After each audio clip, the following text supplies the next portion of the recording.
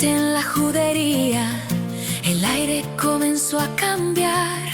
Con agua y con esmero la casa hay que limpiar. Buscamos cada miga con la vela y el fervor. El Hametz ya se aleja, cumpliendo con el Creador. No hay orgullo en la masa, solo humildad de cereal. Preparamos la vajilla para el rito ancestral. De Salónica a Tetuán, de Alepo hasta Estambul, un solo pueblo canta bajo el mismo cielo azul.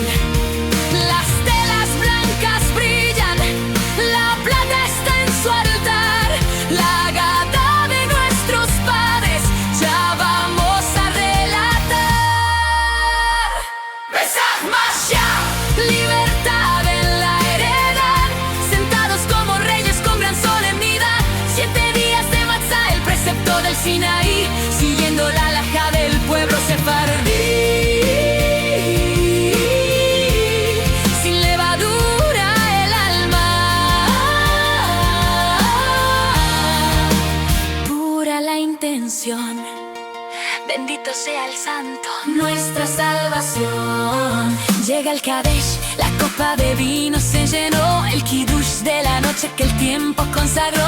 Lavamos nuestras manos sin la bendición, y el carpas en el apio busca su inmersión. Rompemos la matzá, el pobre ha de comer.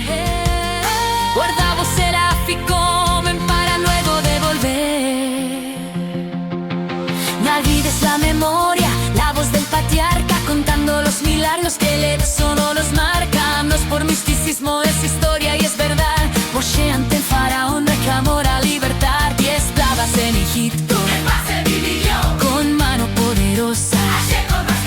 Y al llegar al mar Ore, el amargo se hace sentir. Con la lechuga fresca lo volvemos a vivir. El Hanose es dulce, como el vado y el afán, mezclado con las nueces, los dátiles seitan. Corejú de la historia, Hillel nos enseñó lo que en el templo santo el Cohen sacrificó. Shulchan Aruch espera, Names es un festín, aromas de canela, de azafrán y de jazmín. Comemos con recato, en familia y en unión, elevando cada plato con su debida bendición. Termina la lectura, el Halel es un clamor. Alabad a Dios todos por su eterno favor.